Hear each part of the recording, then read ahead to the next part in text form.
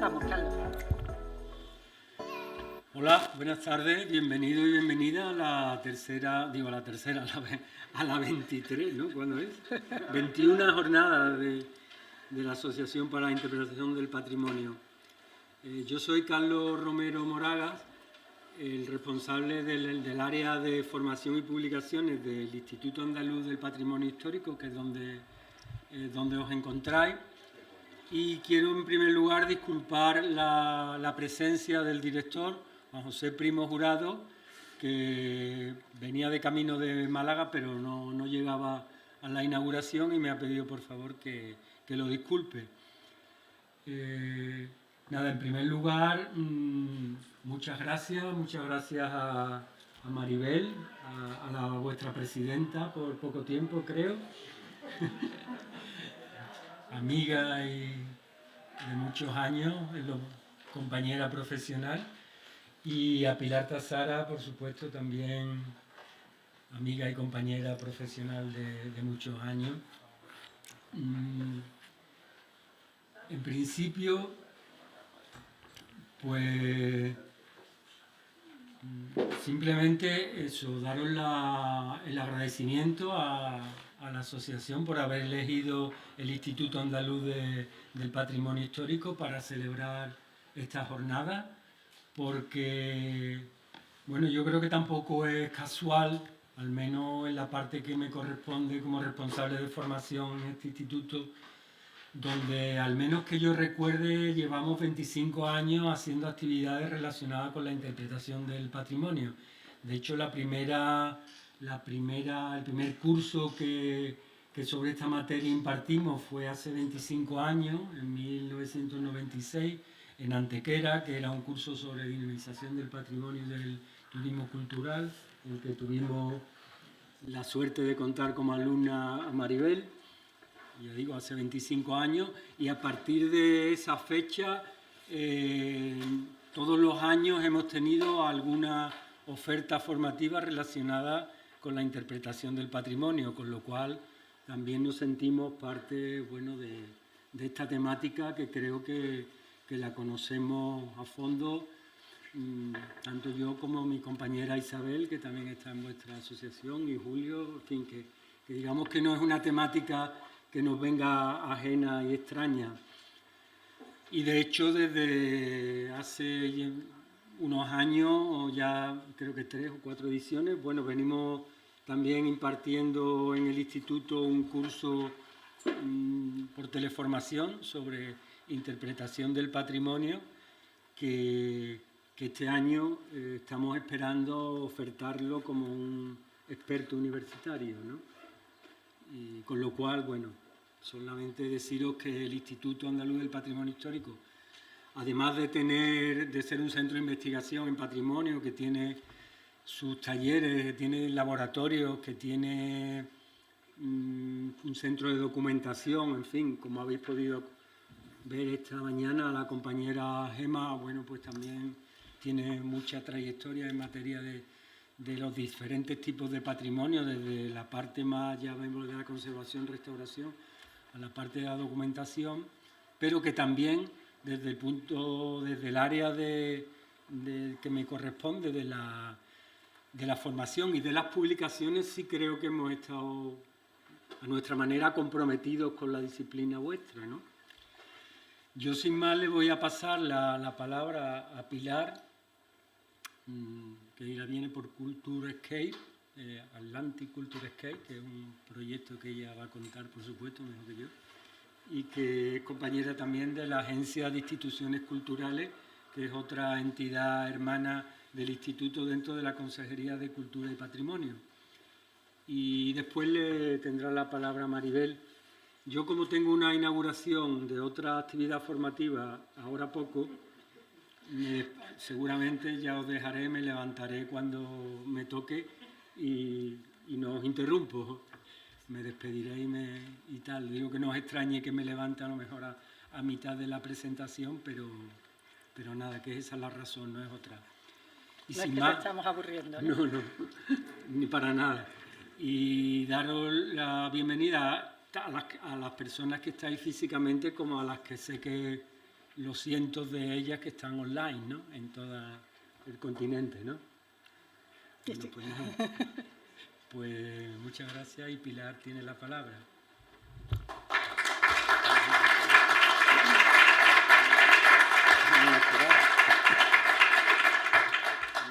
Gracias, buenas tardes a todos. Antes de hablar del proyecto Culturescape, una breve nota absolutamente personal, pero creo que nos interesa, bueno, que puede ser de interés porque Carlos ha nombrado, creo que hay varias palabras que son muy importantes. Interpretación del patrimonio, fundamental, es lo que nos une a todos, pero varias veces ha citado la palabra amigos, ¿no?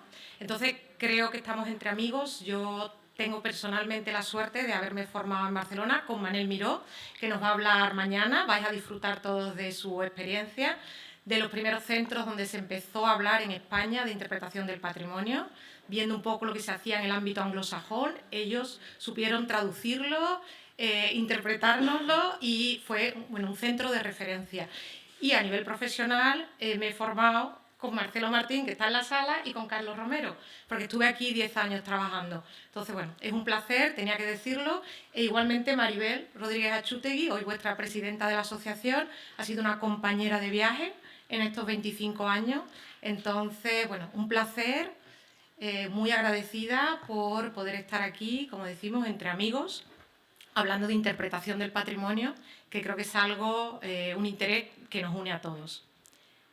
Para centrar el tema de esta tarde, yo ahora trabajo en la Agencia Andaluza de Instituciones Culturales, que es socia de un proyecto europeo, un proyecto de cooperación Interreg, de cooperación en el ámbito atlántico, que une a 7 socios del ámbito atlántico de la Unión Europea, y estamos trabajando para la valorización y sobre todo la identificación de experiencias que se ofertan al visitante relacionadas con el patrimonio cultural inmaterial. La agencia, como decía, es socia de este proyecto, pero en Andalucía contamos como socio colaborador con el Instituto Andaluz del Patrimonio.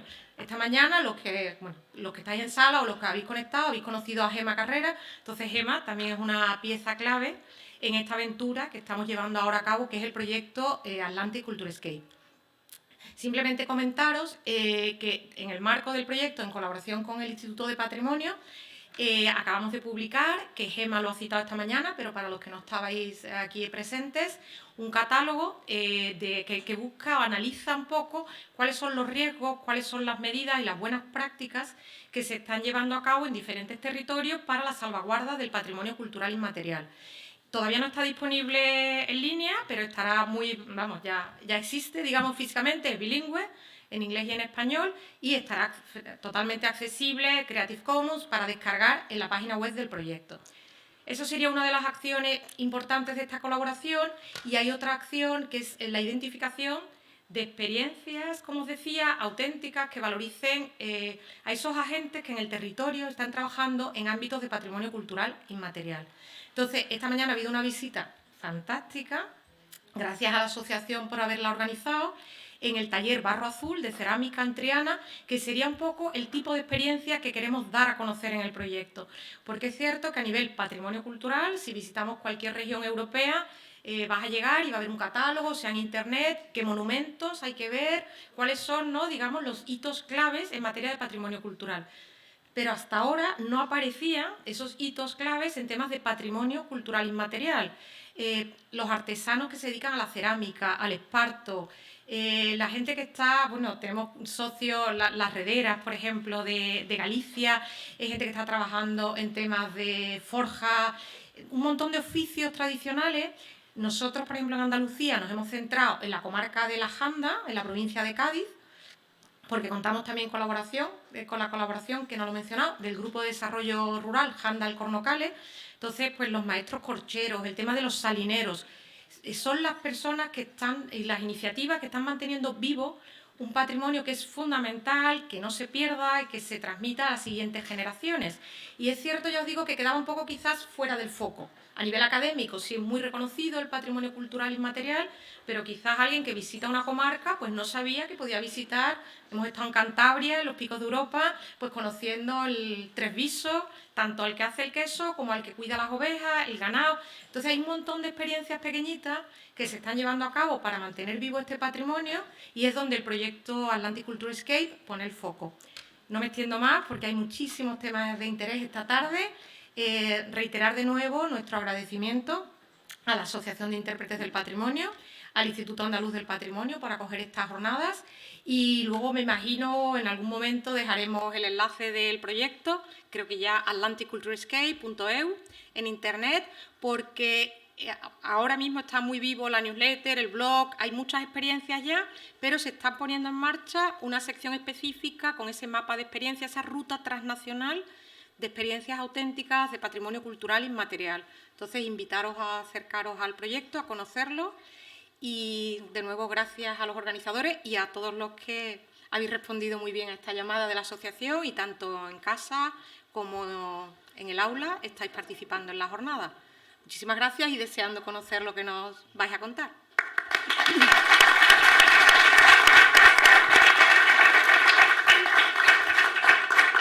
Pues bienvenidos a todas y todos aquí. Yo en un alarde de originalidad voy a empezar dando las gracias a Carlos y a Pilar, al IAPH en concreto por acogernos, a Atlantic Culturescape, porque gracias a ellos podemos hacer esta jornada en modelo mixto. Sabéis que la Asociación para la Interpretación del Patrimonio es una asociación que se mueve solamente por el trabajo voluntario de sus socios. Tenemos una economía, digamos, relajada y nuestra capacidad da para organizar una jornada. Llevamos muchos años y gracias al apoyo que hemos tenido nos hemos podido permitir organizarlas con una cierta calidad también, tanto en lo presencial y en lo online. En ese sentido, os vamos a pedir disculpas. Esta directiva ha tenido la suerte de que le caigan las primeras jornadas online sin estar preparada para hacerlo y ahora las primeras jornadas mixtas sin que estuviéramos preparados para hacerlo. Entonces, somos conscientes de que vamos a tener fallos y que va a haber desincronizaciones, os vamos a estar arreando todo el rato con el tiempo y demás, porque tenemos a la gente online también y es una cosa que somos conscientes, ¿no? Entonces, os pediremos que por favor nos disculpéis pues todos esos desajustes que la falta de experiencia nos van a hacer cometer. Por otro lado, yo más que nada quiero dar las gracias, más que nada en el mundo, a todos los que forman parte de esta directiva por ese trabajo desinteresado que han hecho, gracias a lo cual hemos podido estar aquí hoy y con un programa. A nuestros relatores voluntarios, online, relatores y relatoras. Online tenemos a Uti y a Cristina Simón, que se están encargando un poco de coordinar esa parte. Y online también, aunque lo tengamos aquí presencial, a Julio Rodríguez, que es el hombre presente no presente. Una cosa muy sorprendente. Metajulio, sí. En lo presencial, darle las gracias a Boli y a Juanjo, que a partir de este momento yo voy a dejar de ser la mala y lo van a ser ellos. Y se van a dedicar a rear con el tiempo a la gente, ¿vale? Ya podía empezar a rearme a mí también. Y a Alberto y a Cristina, que se van a encargar de ayudarnos a que intentemos canalizar esa participación cuando tenemos casi 60 personas presenciales y 40 online participando en los grupos, más online luego en lo que es las conferencias. Este tema es un tema que desde el principio de esta directiva decidimos afrontar. Es decir, vamos a volver a hablar de interpretación porque todos los socios y todas las socias descubríamos que en los corrillos lo hablábamos y nos preguntábamos, ¿pero qué es? ¿Qué no es? Y yo por formación, yo también soy de la misma escuela que Pilar, tengo ahí a mi maestro, a Manel Miró.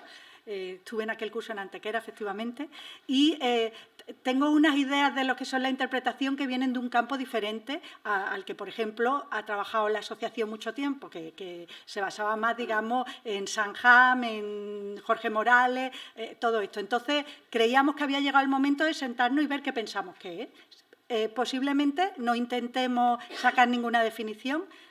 Hay como 50 y tantas definiciones, creo, ahí de interpretación del patrimonio. Yo creo que una más no hace falta, pero sí que tanto las socias como los socios, seamos conscientes de a qué nos referimos. Es un tema, digamos, que era personal para nosotros y os agradecemos muchísimo, tanto a la gente que está ahí al otro lado del ordenador como a los que estáis aquí con nosotros, que nos ayudéis, digamos, a repensar ese concepto y a intentar ubicarlo dentro de nuestra asociación. Así que, sin más, yo me callo y vamos a empezar con la primera de las comunicaciones, ponencia.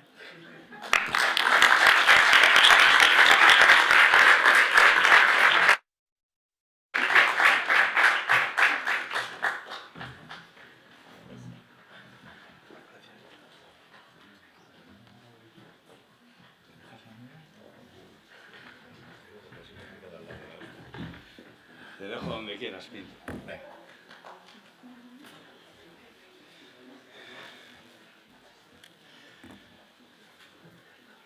Bueno, no os voy a dar la bienvenida otra vez, ya lo hemos reiterado, sois bienvenidos todos. Y como primer ponente de esta tarde tengo la verdad que el gusto, el honor y el placer además de presentar a alguien más que una persona relevante, porque es un amigo. Y quería darme, lo digo así como ha sido, quería darme el capricho de ser yo el que le presentara, porque no creo que tuviera muchas oportunidades de poder hacer cosas como esta, ¿no? Es Miguel Ángel Pinto Cebrián, para todos Pinto, es más, Pinto, la mayor parte de las veces. Y aparte de ser miembro fundador de la EP, que ya casi con eso decimos todo, ha sido presidente, ha ocupado varios cargos en diversos momentos de la singladura de esta asociación. Dirige la Fundación Caja Burgos, las aulas de medio ambiente. Las aulas de medio ambiente. Y ya es que quiero recordar que fue algo así como en el 87, cuando este señor puso lo que entonces fue una pica en Flandes con un itinerario que se llamaba de Fuentes Blancas, y que, la verdad, uno va allí ahora y dice, buah, esto lo hizo Pinto. Pero en el 87 realmente fue una pica en Flandes. Aquello significó bastante para mucho más que lo que era la zona, mucho más para lo que eran Fuentes Blancas, y a partir de ahí no ha parado de tener publicaciones, libros. Por supuesto es un pajarero, yo diría friki, ya rondando el friquismo al menos, gran conocedor del medio natural y con una capacidad de comunicación que todos experimentaréis pronto. Ya sé que la mayor parte de los socios la habéis experimentado personalmente, pero en la cual existe un grado interpretativo que es inherente, desde mi punto de vista, independientemente de lo que hable. Es una característica suya propia que yo valoro mucho y que disfruto en cuanto puedo, que ahora he tenido la posibilidad de hacerlo personalmente, que ya sabemos todos que hemos pasado mucha hambre de ese tipo de situación. Y actualmente también anda metido en unos líos interesantes, porque aparte de todo lo que os cuento y de alguna otra cosa que se me habrá olvidado, este hombre está a punto de ser doctor, ahí donde le veis, está a punto de ser doctor por la Universidad de Burgos, y con un tema en el cual realmente esto es una primicia, se puede decir así, sí. No, es que con estas cosas sabéis que hay que ser un poquitín delicado, porque bueno, son trabajos, tienen que ser trabajos originales, pero en este caso no es que sea una excepción, simplemente es un adelanto, es una primicia sobre un tema que él titula, para que no equivocarme, lo voy a leer, es que es interpretación, divulgación y educación. Caras de la misma moneda, ¿no? Yo no sé qué monedas gasta Pinto, las mías no tienen nada más que 2 caras, pero Pinto es capaz de tener las de 3. Y nos va ya a meter directamente no sé cómo deciros, en proclamas que queramos con estas jornadas hacer, no, sino introducir en lo que realmente es el alma de las jornadas, de las 21 jornadas que queremos, con la intención que hemos querido organizarlas, que es ir entrando en materia sobre reflexiones que nos lleven más allá, que como decía Maribel, ¿qué es la interpretación? Todos tenemos una idea, hay 50 definiciones, pero sobre todo reflexionar, porque creo que ha llegado el momento en el que, además de definir, veamos dónde y con qué objetivos se produce la interpretación. Y desde luego, por lo menos para abrir el melón, después lo vamos a ir desmigando un poquito más, porque va a haber más intervenciones de gente súper competente. Me mareo cuando leo los nombres, a veces incluso, pero Miguel Ángel Pinto, Pinto, creo que es el primer buen corte de este melón que vamos a abrir y que nos va a invitar a hacer una reflexión que yo considero que va a ser relevante profesionalmente, porque todos sabéis que vivimos tiempos que no son, desde luego no les podemos situar en el mismo grado de normalidad que tiempos anteriores. Estamos en situaciones que requieren de determinado tipo de posturas que son diferentes y la interpretación, cada uno de nosotros en las consultas que hemos hecho podemos confirmar que la estamos viendo en diferentes escalas que no contemplábamos hasta ahora por escrito. Entonces, no partimos absolutamente de nada, vamos a ver hacia dónde vamos y, desde luego, comenzar de la mano de Miguel Ángel Pinto creo que es una buena idea para todos. Así que os dejo con él para que lo disfrutemos.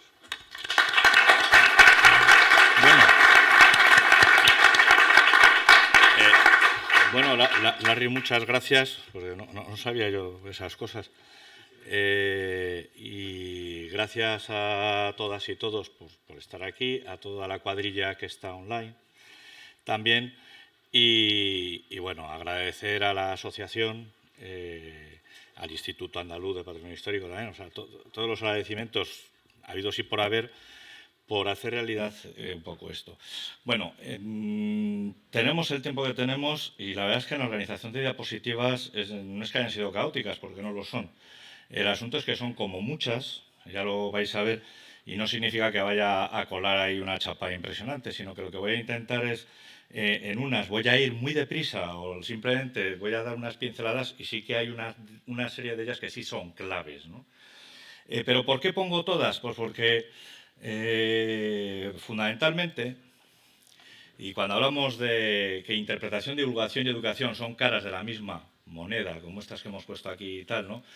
Pues es que el asunto va de esta historia. O sea, ¿de qué va? ¿Y de qué va a ir la charla? Pues mirad, en primer lugar esto va de comunicación.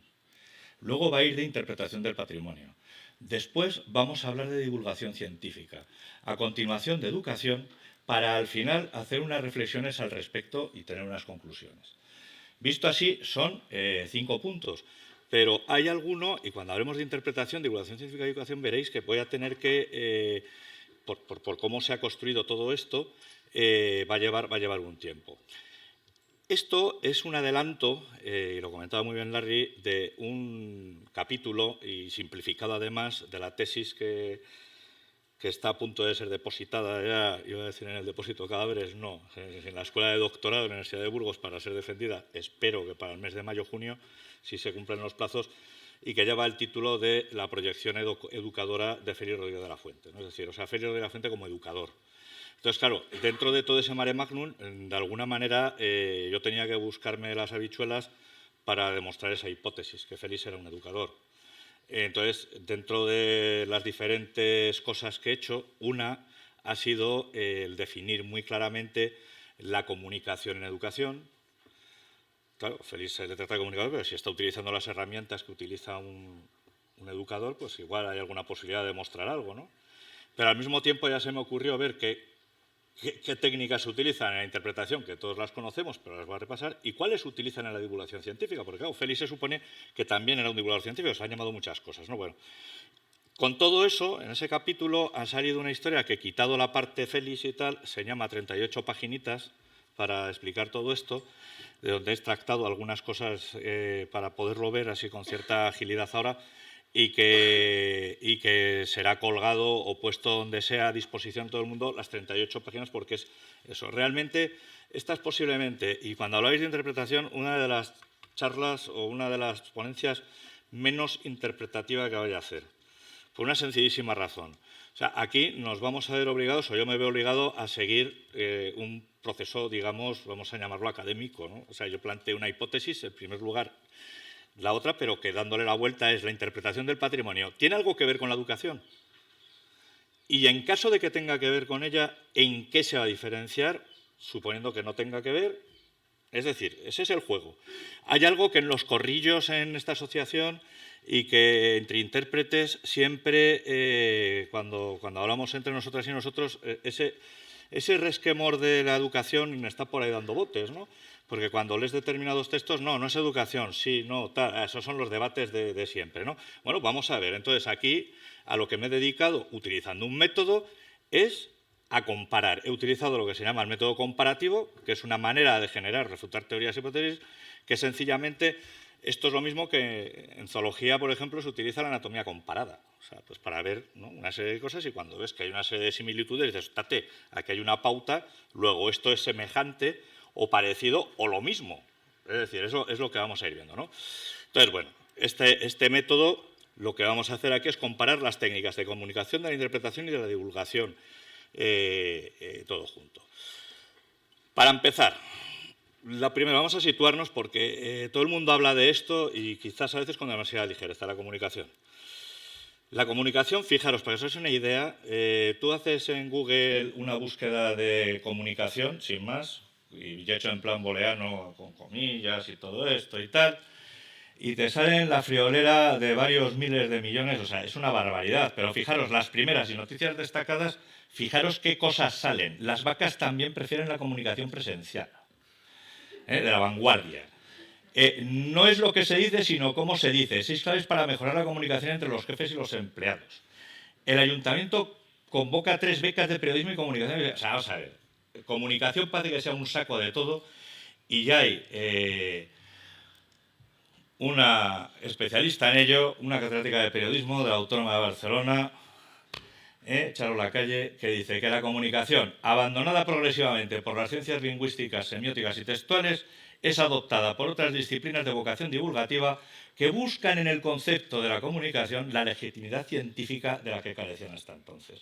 Y lo pongo deliberadamente porque es que aquí parece que la comunicación la estamos utilizando, no digo la interpretación, cuidado, sino que desde muchas áreas de conocimiento, la comunicación parece que sea lo que le va a dar esa legalidad científica, de alguna forma o ese aval. Bueno, sí o no, eso habría que analizarlo, pero bueno, simplemente lo lanzo para la reflexión.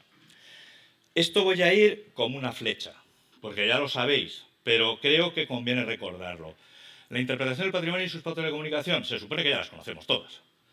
Para empezar, lo de las definiciones. ¿Qué es interpretación? No voy a poner aquí a las definiciones como loco, porque no tiene sentido. 33 definiciones maneja Bazán, Peñate trabaja con 44, ahora con la última que salió ya son 45, más luego si sumamos las de la lista de la IP llegamos a las 50 y muchos, en fin.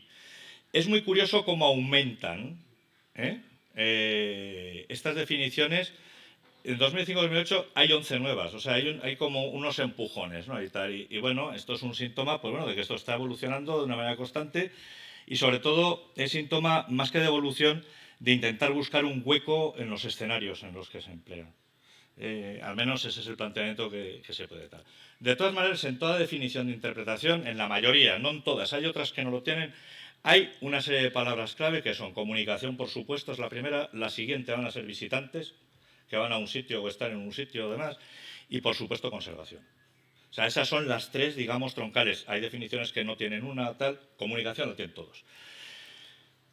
Tilden, pues en cuanto a las técnicas, Tilden nos habla de que hay que utilizar lenguajes sencillos, pero nunca con ligereza. Aquí está referenciado las páginas del Tilden donde viene.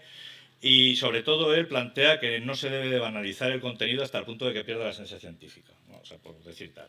El uso de demostraciones, voy a ir pasando rápido, el uso del humor, siempre es muy útil, la participación. Básicamente se puede afirmar que la interpretación es eso, un procedimiento comunicativo atractivo, relevante, organizado y temático, ¿no? Bazán lo define de esa manera, es una manera de sintetizar todo eso. Pero bueno, hay más. Jorge Morales por ejemplo, dentro de las técnicas. Está haciendo repaso de las técnicas y cómo se maneja las técnicas comunicativas. El uso de las preguntas es muy importante, establece además 3 tipos, las de recordar, las de analizar, las de aplicación, esas que sirven para hacer la reflexión profunda del visitante. Luego nos encontramos que Moore, que lo cita Morales también, Jorge, tiene un montón de detalles técnicos relacionados con la captación y la recepción de los mensajes, como es el presentar la información que satisfaga al público, es decir, pensar en lo que tal, que la información sea fácil de asimilar, que la información importante esté al principio o al final de las presentaciones, bueno, cosas que ya sabemos, pero que conviene recordar, que el público esté física y mentalmente involucrado en lo que se está planteando, que sea algo relevante al ego de la audiencia, que sean simples, no sean mensajes como esto que estoy contando, que sean creíbles, el tono positivo en la presentación, la recreación de las atmósferas para los temas históricos, que, en fin, o sea, hay miles de... Y el uso del humor, vuelve a decirlo este hombre, ¿no? Y las analogías, por supuesto, son muy útiles. Bien, Reinfeldt también... Otro autor que cita Morales de nuevo, pues invitar a la participación. Fijaos que se repite todo. Provocar la relevancia del individuo, presentar información de manera secuenciada, emplear gráficos e ilustraciones, que es algo que te está ayudando, crear climas adecuados, el suspense, el melodrama, la sorpresa, en fin, el misterio, que son cosas distintas. Entonces podríamos entrar, pero bueno, son cuestiones comunicativas vinculadas y que se damos por sentado que todo lo que hagamos en interpretación tiene que tener. Bien. En la divulgación científica, fijaros, he hecho el mismo desglose. Esto en las 38 páginas se ve mejor. Aquí es que no nos da tiempo de detallar y tampoco se trata de eso. La definición de divulgación científica, una de ellas es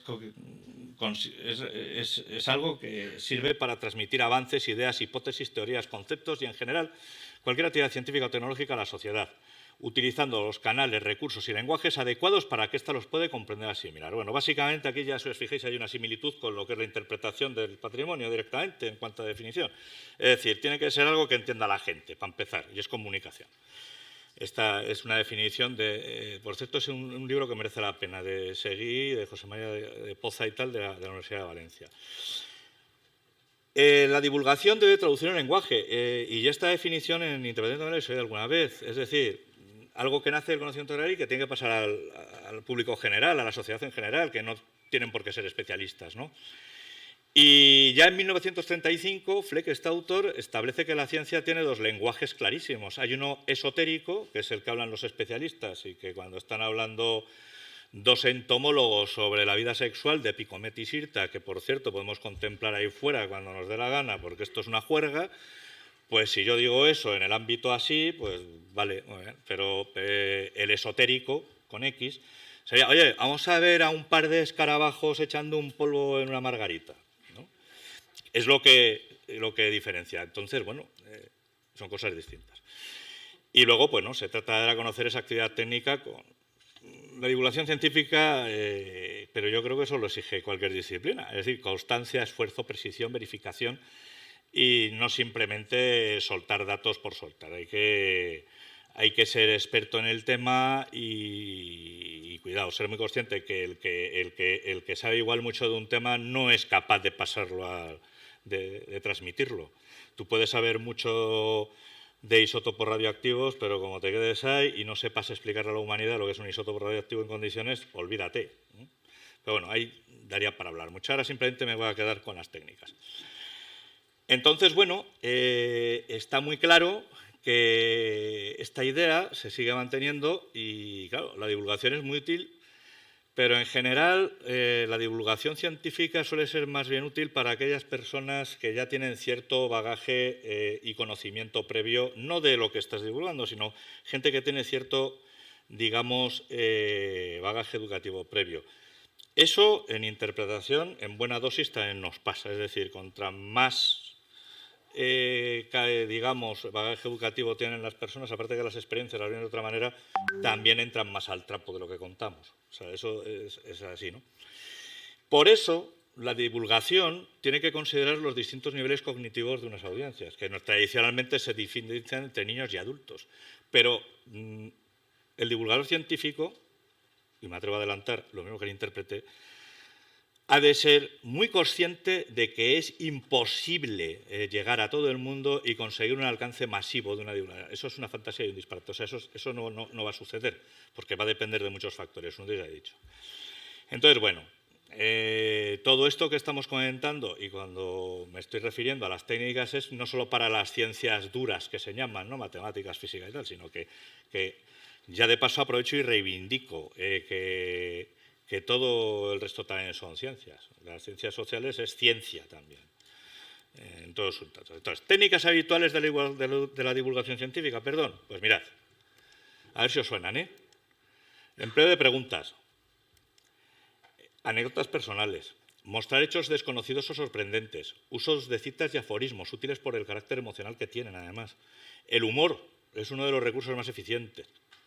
Entusiasmarse, que debería de ser espontáneo, no fabricado. Interacción con el público, tanto física como mentalmente. Hacer referencias a la audiencia, emplear recursos gráficos, aquí yo con mi plano. Manejar ejemplos para ilustrar algunos conceptos complejos, ¿no? Y buscar además ejemplos, a ser posible, relacionados con la vida cotidiana. Valerse de definiciones de conceptos y si usas tecnicismos, no abusar de ellas. Si se utilizan tecnicismos, explicar el concepto antes o justo a continuación. Esto creo que os suena de manual, vamos, de muchas cosas que tenemos por ahí. El uso de analogías relacionadas con temas cotidianos, que son poderosas. La metáfora, que es otra cosa distinta a la analogía. En fin. Y al final tiene que tener una estructura de mensaje que sea clara, con un título breve y atractivo, emplear solo 3 o 4 ideas esenciales, como dice Elías, construir estructuras sintácticas simples, tal. Aquí lo que estoy haciendo, esto está sacado directamente de manuales de cómo hacer divulgación científica, ¿de acuerdo? Lo mismo que lo de antes, lo he sacado de manuales de cómo hacer interpretación del patrimonio, ante lo cual lo que estoy haciendo es cruzar y haciendo efectivamente un análisis comparativo. Y además, bueno, pero grullo, ha de seguir un guión que tenga introducción, un desarrollo y un resumen final, cosa que creo también nos suena en todos los ámbitos. En educación, mirad, la comunicación en educación se trata en 2 líneas. Una es la que utiliza el personal docente para trasladar contenidos, objeto de materia, a los discentes, a los alumnos y alumnas. Pero hay un debate, y esto lo lanzo porque ese debate lo podríamos tener en todas las disciplinas, pero en educación es uno de los debates que le tienen demasiado poco tratado y sería interesante abrir algún día, esto es una cosa de comunicación, que es la relación de los medios y modos de comunicación con el sistema educativo. ¿Por qué? Pues por la gran cantidad de información que llega, los chavales y chavalas ahora con el móvil. O sea, ahí hay un planeta en lo que se refiere a la comunicación relacionada con el sistema educativo a través de los diferentes soportes que hay. Entonces, bueno, eso es otro debate distinto. Pero en este caso nos vamos a referir a la primera. Es decir, cómo maestros y maestras hablan con sus alumnos y alumnas. Y hay una cosa que es la didáctica general, que es la ciencia y arte de la enseñanza, y la comunicación es uno de sus pilares fundamentales. Y desgraciadamente, en didáctica general, en las escuelas de magisterio hay una asignatura, se toca esto, pero como muy de puntillas. Lo digo porque yo he pasado por la escuela de magisterio y he visto bastante mal. Es decir, comunicación específica en el magisterio, por desgracia, quizás no se está dando, pero hay mucho. Porque, de hecho, las referencias las he sacado de un libro de didáctica general que a mí me parece muy majo, es el de Matos, que es de los años 60. Eso no ha cambiado, o sea, la comunicación en ese ámbito no hay nada nuevo bajo el sol. Y bueno, ahora lo vamos a ver. Cuidado, se entiende que lo didáctico tiene por finalidad enseñar y comunicar ideas. O sea, eso es algo que hay que tener en cuenta, ¿no? O sea, ejemplo, cuando decimos de una obra artística que es muy didáctica, o sea, tú cuando llegas a un sitio, es una obra de arte y dices, ¿qué didáctica es? Es que te está enseñando algo. O cuando ves una exposición, por ejemplo, sobre la construcción de las presas en el Alto Guadalquivir, por decir algo que me acabo de inventar y que existirá, si tú llegas a esa exposición y te ponen que el hormigón en el metro cúbico tal, eso es un rollo y tal, sales de allí pegándote un tiro. O si resulta que quien ha hecho la exposición la ha hecho de manera que se entiende, normalmente cuando tú entiendes una cosa y encima has aprendido algo, dices, joder, qué curioso y tal. Pues bueno, pues eso es decimos que la gente, ¿no? Se dice, ¿qué exposición didáctica más buena, no? Bueno, pues van por ahí los tiros. Y al respecto, pues mirad, la enseñanza es una actividad humana intencional, ¿eh? Y cuidado, eso no significa que todo lo que aprendamos se produzca en escenarios de enseñanza, ¿eh? Es decir, yo aquí voy ya adelantando también los escenarios, no tienen tal. Es decir, no es exclusiva de los proyectos académicos, de los escenarios académicos, y puede estar en diferentes sitios y por distintos soportes. O sea, el ser humano, las personas, por suerte, aprendemos en miles de sitios. O sea, ceñirnos a la escuela, nada más, cuando se habla de educación muchas veces, es quizás quedarnos muy cortos, ¿no? Y eso hablaremos un poco más adelante con ello. De Matos y Campos, que es el libro del 62, mirad, en el lenguaje didáctico. Para empezar, el lenguaje no es algo accesorio, es muy importante, porque es lo que va a proporcionar pues información, es la relación con el alumnado, etcétera, y además es a largo plazo, es durante mucho tiempo. Todos y todas nos acordaremos de nuestros maestros y maestras, y te acordarás de los que eran horrorosos, y de aquellos o aquellas que nos han marcado incluso en nuestra vida e incluso ayudaron a elegir la profesión que puedas tener, ¿no? O sea, hay muchas más cosas. Entonces, bueno, el profesorado tiene que revestirse de unas características especiales, o sea, no puede hablar de una manera como le dé la gana. El lenguaje didáctico es una cosa que, entre el lenguaje informal y coloquial, y un lenguaje muy serio, pues no está ni en un lado ni en el otro, se maneja por la mitad, o sea, tiene un cierto toque de seriedad, ¿no? Y tiene unas características, por un lado, fluido, llano y natural, no es rebuscado, pero tampoco que sea vacilante, directo e incisivo, sin dar demasiadas vueltas, tiene que ser claro y accesible, sin vocablos difíciles y incomprensibles para los alumnos. Y a partir de aquí os va a empezar muchas cosas, porque tiene que ser exacto y preciso, o sea, no tiene que tener muchas antigüedades, lo que se dice se tiene que entender. Y por otro lado, a la hora de hablar y de entonar el maestro o la maestra, pues tiene que articular bien el mensaje, enunciar, buena voz, una dicción clara, que esto sí que por suerte en algunos sitios se enseña, y mucha gente pues para evitar problemas de garganta aprende este tipo de cosas, etcétera. Sobrio y correcto de manera gramatical, es decir, tienes que ser un ejemplo con lo que dices para quien te está escuchando, porque luego va a ser la referencia que tengan, ¿no? A la hora de hacer una serie de cosas. Y luego pues, tiene que ser animado, expresivo, enfático en su momento, o sea, jugar con todo, en fin. Los pasos que tal una exposición didáctica, pues mirad, tiene que tener una introducción, y la introducción siempre con una carga motivadora para llamar y centrar la atención. O sea, todo buen maestro o maestra, según empieza a hablar, hace que la clase, vamos, se pongan como los raposos cuando escuchan un ruidillo en el bosque. ¡Pin! Las orejitas, ¿eh? Porque lo que tienes que hacer es llevarte al huerto a esos alumnos y alumnas. O sea, tienes que conseguir que te entren al aro. El desarrollo tiene que estar bien ordenado y además analítico, tiene que estar bien preparado. Y al final siempre tiene que haber una conclusión final y una síntesis. Siempre vas a terminar dando un resumen de todo lo que has hecho durante la clase para al final que la gente se lleve por lo menos la frase, vamos a llamarlo una frase final que le quede en la cabeza, ¿no? Para que tenga contenido. Y luego, desde el punto de vista práctico, pues mira, siempre es útil utilizar material visual para ilustrar cosas. Cuando se considere necesario hay que intercalar, esto está escrito así en el 62, algunas notas de buen humor, para que la clase resulte más agradable, interesante y animada, ¿no? Pero bueno, el uso del humor, el interrogatorio, y de hecho Ruiz Amado, que es un pedagogo importante, él considera que el arte de interrogar es para el maestro el arte de las artes, y es la manera más didáctica de enseñar. Es decir, si tú sabes manejar las preguntas, entresacas desde el conocimiento previo hasta donde quieras llegar, ¿eh? Entonces, el uso de preguntas en el antiguo, pues hace ya 3000 años, o sea, ya se habla de ello para buscar actividades reflexivas. Fijaros que ya tenemos todas. Entonces, mirad, unas reflexiones, y ya para ir casi terminando. Queda todavía un ratín, pero bueno, voy a ir dándole caña, veréis. Tras esta aproximación anterior, hay preguntas que salen. Primero, ¿utilizan o no los mismos recursos comunicativos? ¿Sus objetivos son comunes en algunos momentos? Y por último, ¿la interpretación y la divulgación científica son disciplinas distintas o formas de un carácter educativo? Es lo que voy a intentar plantear ahora. ¿Utilizan o no los mismos recursos? Vamos a ver. Los recursos ya os he contado cuáles eran. Y analogías, ejemplos pertinentes, explicación de tecnicismos, metáforas, preguntas, recursos gráficos, repetición de conceptos, resumen final y una secuencia, es decir, tener un guión, Esos son los principales y troncales que os acabo de contar y que están en todos los lados, ¿no? Pues vamos a ver, en interpretación, el uso de analogías lo tenemos claro, pero es que en la divulgación también lo han dicho más claro agua, y en educación también, lo están diciendo, pone ejemplos de tal. Ejemplos pertinentes, en interpretación se usan continuamente, en divulgación también, en educación también. Explicar los tecnicismos.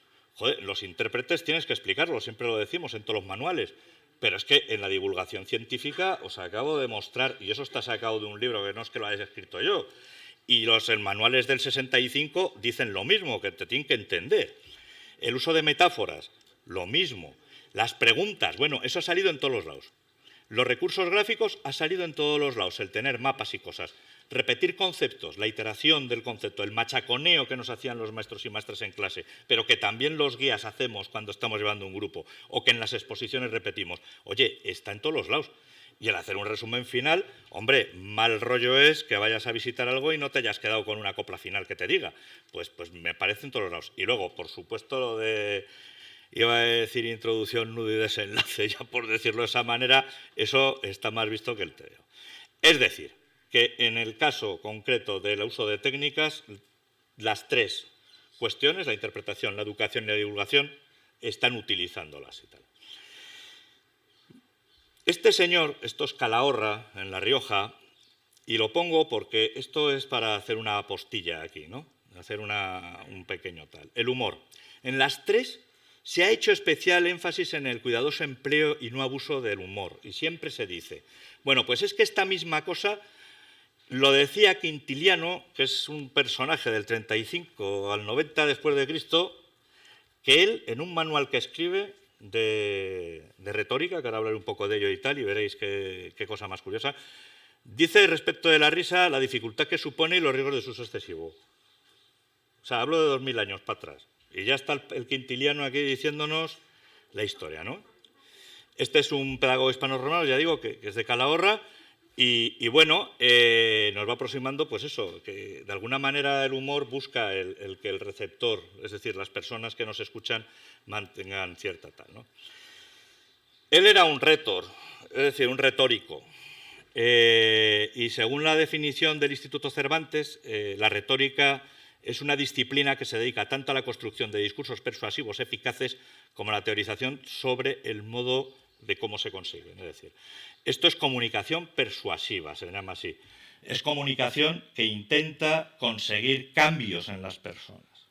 Y de eso hablaremos después, porque realmente se supone que después de un discurso interpretativo, después de un proceso de educación o después de un proceso de educación científica, hay un objetivo muy claro en las tres de conseguir favorecer o por lo menos que la gente tenga una opción de cambiar, ¿no? Y básicamente el retor, que se ha depreciado mucho y se le depreció pensando que era como una especie de vendedor de zumos milagrosos, resulta que no, el objetivo realmente es ese, ¿no?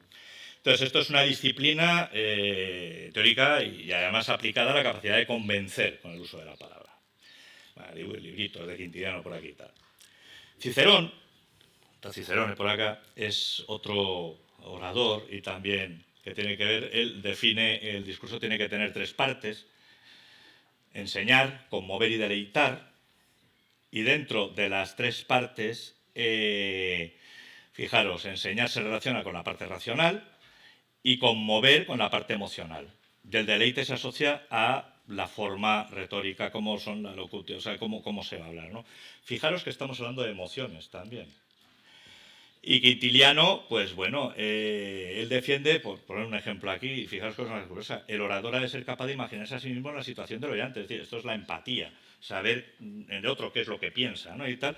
¿Por qué? Porque de esa manera vas a poder trabajar y le vas a poder contar las cosas y convencerle, no solamente con argumentos racionales, que esos son los que menos funcionan, sino excitando emociones. Y aquí pongo un ejemplo, cambio climático, vale, muy bien. Yo voy a reuniones de las confederaciones hidrográficas y tengo enfrente comunidades de regantes. Dato racional, que llueve menos, que el escenario nos dice que aquí no va a caer una gota de agua. Comunidades regantes ante eso, quiero más pantanos y quiero que me des más agua. Ostras, o sea, eso es un ejemplo de algo muy grave y que sabes que no va a cambiar la conducta. Posiblemente de otra manera lo consigamos, y es lo que hay que estudiar, y tiene que ser a través de lo emocional. Pero bueno, eso es otra batalla. Y bueno, aquí voy a pasar muy rápido, pero para que veáis que existen todas las partes de la retórica, cómo funciona, etcétera. Lo primero es captar la atención para enseñar, lo emocional y para que la gente pase a una acción. Entonces, mirad, al final, en conclusión, docentes, intérpretes y quienes divulgan la ciencia emplean los mismos recursos de comunicación probados de la antigüedad por el mundo clásico, griego y romano, y seguimos usando eso. Lo llamamos de otra manera, pero en el fondo estamos trabajando con lo mismo, ¿no? Que veáis esto en las 38 páginas, o sea, cómo se organiza, cómo se estructura un discurso desde la óptica de la retórica. O sea, que es que al final, fijaros cómo transmitir al final emociones gesticulando con la voz, etcétera. Y luego, esto sí que es interesante, porque ahora que la neurobiología y la psicología actual entran en juego y todo lo queremos explicar, tanto en educación como en interpretación, a través de la neurociencia muchas veces y demás, pues no se equivocaban los griegos y romanos cuando estaban haciendo las cosas, porque las personas, gracias a las neuronas espejo, simulamos en nuestro propio cerebro de forma automática e inconsciente los gestos del orador, etc. O sea, nos metemos en ese papel al final, ¿no? Por último, dos apreciaciones de interés sobre retórica. La primera, sí, ya lo sé. La primera, el auditorio retórico es general, es plural, ¿eh? Eso es importante. Y por otro lado, el uso adecuado es lo que nos va a conseguir todo aquello, pero tiene una componente ética. ¿Tienen objetivos comunes en algún momento? Pues bueno, mirad, en el proceso educativo hay un componente cognitivo, un afectivo y un conductual, ¿vale? Que les consideramos objetivos de la educación. Por otro lado, en la divulgación científica se habla de comunicación, cognición, responsabilidad, o sea, estamos parecidos en lo mismo. Y si hablamos de interpretación, aquí os lo paso esto muy rápido porque hay unos objetivos de conocimiento, otros emocionales y otros actitudinales. Esto lo he ido sacando de diferentes publicaciones y al final me encuentro con la tabla de siempre. Es decir, aportar conocimiento, pues vamos a ver, la interpretación no es un objetivo principal, pero también lo es y está ahí. Porque es el soporte a través del que trabajas. Busca motivar, busca emocionar, busca hacer pensar y buscas cambios de conducta. O sea, tú cuando llegan a un parque natural y les tienes que reorganizar, pues ahí está. Por último, ¿interpretación y la divulgación científica son disciplinas, son distintas o son formas de un carácter educativo? Pues bueno, visto el percal, en la interpretación del patrimonio surge o hay un especial interés, o al menos se ha visto como que es algo que se quiere desligar, se diferencia, ¿no? La divulgación científica, en cambio, pues hay una vinculación con la educación muy clara, ¿no? Y bueno, no son mundos separados, pero mirad, si agarramos el tilden, aparte de la definición, nos vamos a encontrar en la primera definición en la que habla de es una actividad educativa, pues ahí tenemos tal. Fijaros, habla de nueva forma de educar, en el 57. Bajo esta apreciación está la nota que está en la web de la asociación, ¿no?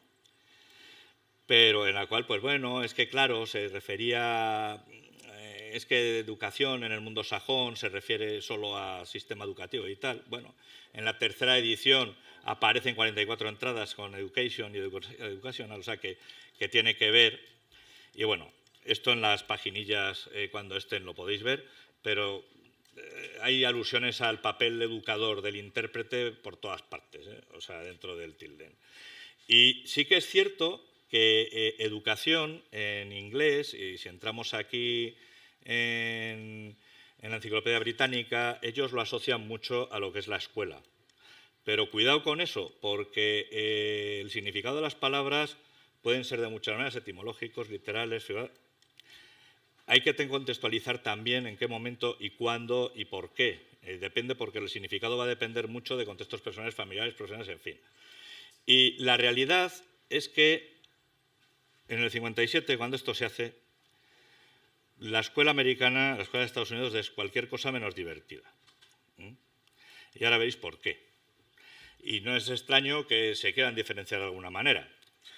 Pero claro, es que la interpretación está utilizando recursos desarrollados por la didáctica general y que se inspira en métodos de enseñanza de finales del XIX y principios del XX. A ver, aquí conocéis a Giner de los Ríos, Cosío, Institución Libre de Enseñanza, o sea, Padre Manjón, incluso en Granada, o sea, ¿de dónde vienen muchas cosas, ¿no?, del contacto con la naturaleza y tal? En Estados Unidos tuvieron el suyo, que fue este señor, Dewey. Dewey, el lema era aprender haciendo, que en España fue, luego ahora veréis una anécdota muy curiosa, aquí no se le conoció tanto, pero es de la época de todos estos y realmente en Estados Unidos, pues bueno, este tipo de enseñanza aplicada y al estilo de nuestra querida institución de enseñanza, allí se empezó a manejar. En España no es muy conocido, no es conocido nuestro teatro, porque este otro es George Dewey, que este fuera el almirante que hundió la flota española en la guerra de Cuba. Entonces, claro, como el apellido era igual, aquí lo borraron directamente en todos los lados, así. Y aquí, mientras que en España teníamos el movimiento de renovación pedagógica y tal, y la guerra civil nos lo descarayó, en Estados Unidos ellos fueron avanzando. De hecho, en el 45 tenían ya el Ministerio de Educación todo un plan que era educación centrada en la vida. O sea, el sueño de cualquier educador, ¿no? La educación, el paraguas para un montón de cosas. Pero, años 50, Guerra Fría. Entonces, ¿qué pasó? Que ese tipo de educación había gente que lo consideraba una cuestión de seguridad nacional. Decía, la educación pasó a ser tal y lo que había que fabricar era y tener ingenieros, gente que controlara, ¿para qué? Pues para poder ganar la carrera espacial y poder ser más que la Unión Soviética. Es decir, esto os lo paso rápido para que veáis y tal, y voy a llegar a la última porque la educación es a lo largo de toda una vida. Y por último, todo eso son alusiones además, ¿no? Alusiones a la educación que las tenéis en todos estos libros y que en las páginas que vais a poder ver las vais a tener a disposición, porque están referenciadas. Merriman, por ejemplo, bueno, o sea, es alusiones continuas a la educación, a la educación, a la educación, a la educación. Y diréis, ¿por qué la sociedad? Mira, el libro de Jorge también tiene Jorge un par de citas clarísimas que están aquí. No puede que el hecho de los estudiantes son educadores. Menos. No, es que ya está. Porque aquí está, conclusiones y propuesta final. He pasado eso porque a fin de cuentas hay una cosa muy clara. Eso está en los libros, no me estoy inventando nada. O sea, y eso en las 38 páginas están. Y después de hacer un análisis comparado se llega a dos conclusiones muy claras. O sea, no hace falta ser demasiado vivo. La primera, desde el punto de vista de la comunicación, la educación, la interpretación del patrimonio y la educación científica emplean los principales recursos que conforman la técnica de cada una y tal. O sea, son gemelas. En los tres casos emplean la retórica como base para la construcción de sus mensajes con el ánimo de captar la atención de sus audiencias, sobre todo principalmente eso. O sea, son procesos de comunicación en los cuales lo primero que te interesa es conseguir atraer a la gente que te está escuchando, y lo mismo se hace en educación que en lo uno que en lo otro, y utilizan las mismas herramientas, o sea, no hay más, ¿no? Y aunque los objetivos puedan ser diferentes, los objetivos finales mantienen en común aquellos que tienen un carácter educativo claro, como son el aporte de conocimientos, la motivación, la intencionalidad emocional, el hacer pensar y la búsqueda del cambio de conductas. Esos objetivos que tienen que ver con el terreno cognitivo que hablábamos antes, con el afectivo y tal, esos tres están presentes en los tres campos, ¿no?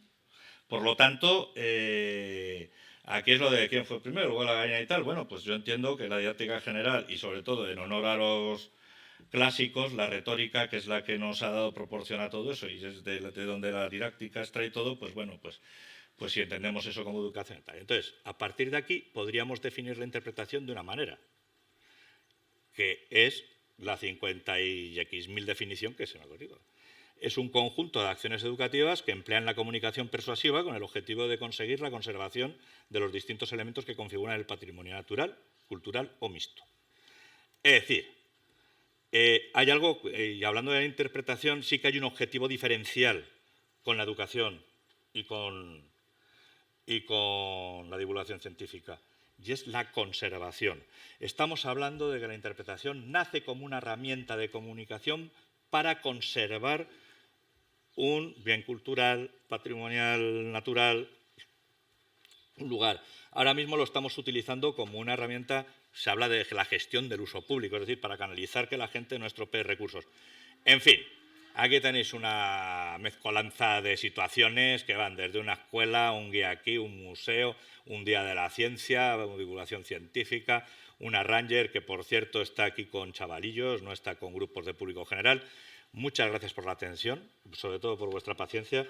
Y lo que falta de aquí, y que tampoco era mi objetivo y por eso hemos ido a clavo, la parte que he pasado tan rápida, esa la vais a tener en las 38 paginitas, porque ahí sencillamente con lo que se decía esto, pues mira, esto, te coges el libro y está aquí. Nada más. Muchas gracias de nuevo por la atención y ahora cualquier pregunta pues queda a disposición.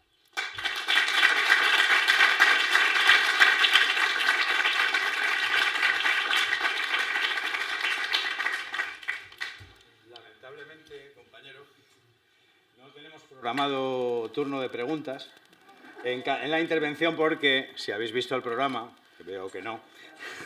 No. Veo que no. Yo quedo a disposición de las preguntas en esos el bar. Vamos a ir ganándole tiempo al tiempo. Entonces ahora vamos a hacer una pausa café. Sin falta, estamos a las 6 menos cuarto aquí, sea la hora que sea ahora. O sea, no miréis porque a las 6 menos cuarto estamos aquí. Y como sabéis, después se va a establecer una hora de grupos de trabajo, tanto en sala como online. Y después, a las 7:30, haremos una puesta en común. Y será el momento en el que las posibles preguntas se puedan hacer tanto en los grupos de trabajo como luego a través de la puesta en común. ¿Entendido?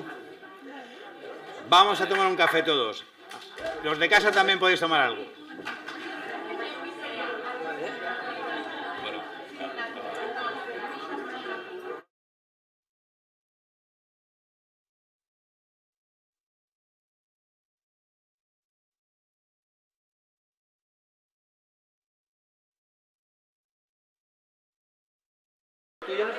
Pues si os parece bien, nos sentamos y así comenzamos puntualmente. Muy buenas tardes, continuamos con las jornadas de la Asociación para la Interpretación del Patrimonio. Y esto, más que la presentación del siguiente ponente, es casi como una declaración de amor. Os presento a Frankie, que para mí es así como un referente. Yo entiendo que los intérpretes del patrimonio nacemos en dos espacios diferentes, ¿no? Hay intérpretes del patrimonio que han nacido de la experiencia de comunicar, de hacer actividades y demás, y que han encontrado en la teoría respuestas a su forma de hacer. Y hay gente que se ha formado y una vez que se ha formado ha tenido la oportunidad de, en la práctica, desarrollar eso que aprendió teóricamente, ¿no? Para mí, Frankie es el ejemplo de los primeros. Una persona que ha trabajado, que se ha implicado mucho en la divulgación del patrimonio, sobre todo el patrimonio natural, y que sintió la necesidad de poner nombre a las cosas que hacía y encontró ese nombre en esta disciplina, ¿no?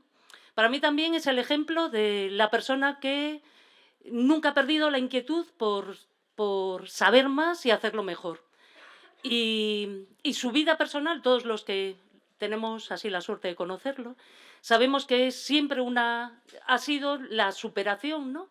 Y presentar interrogantes que hacen que avancemos. Y por eso esta presentación es así casi como una declaración, ¿no? Y os dejo con él, que es el protagonista. Muchas gracias.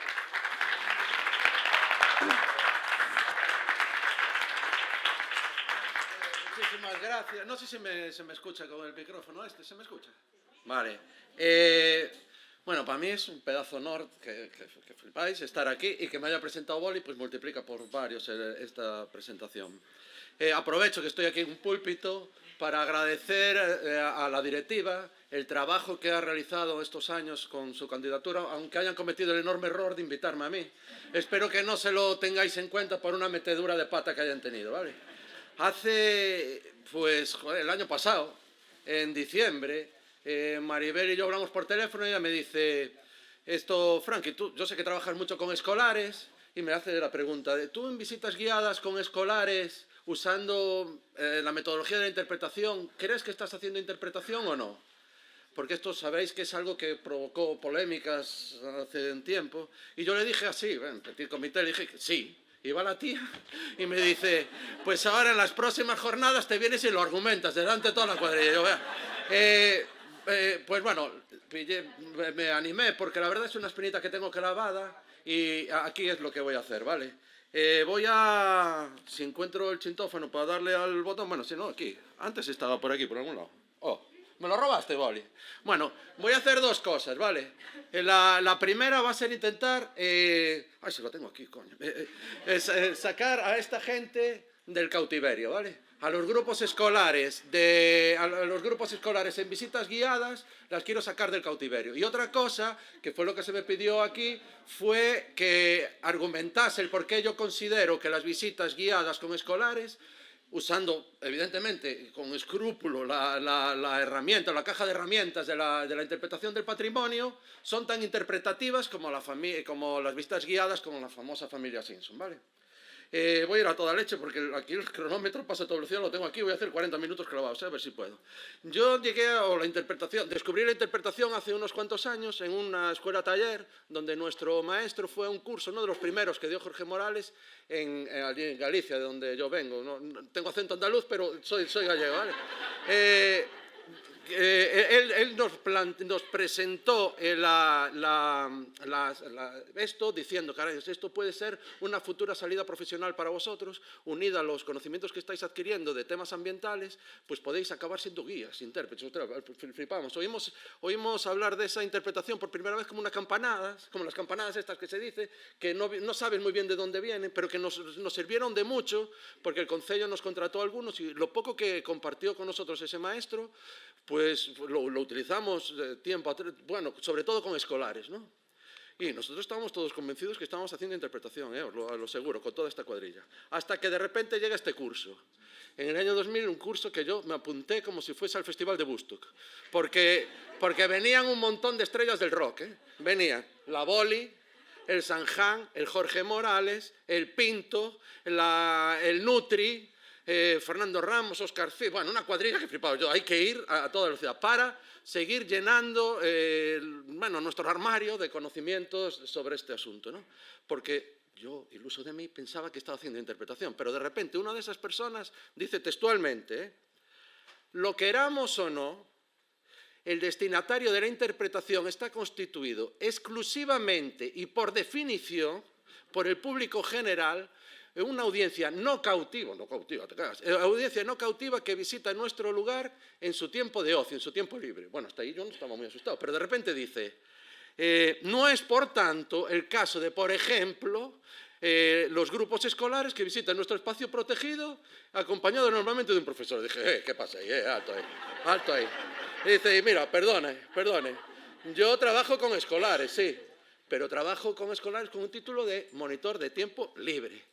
Y usando la interpretación, como hasta ahora yo pensé que estábamos haciendo interpretación, y dice el tío, si bien es cierto que podemos utilizar las estrategias de la interpretación, las actividades destinadas a los grupos escolares no podrán llamarse nunca verdaderamente interpretación. Yo me cago un día.